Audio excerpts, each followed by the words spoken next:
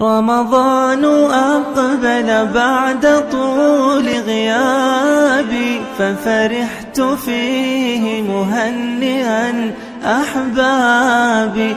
خير الشهور به النفوس تعلقت، واستسلمت للخالق الوهاب.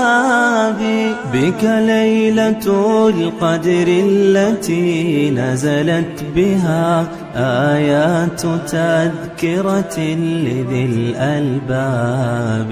يا صائما للشهر محتسبا له، بشراك مغفرة بغير حساب. بشراك مغفرة بغير حساب. رمضان أقبل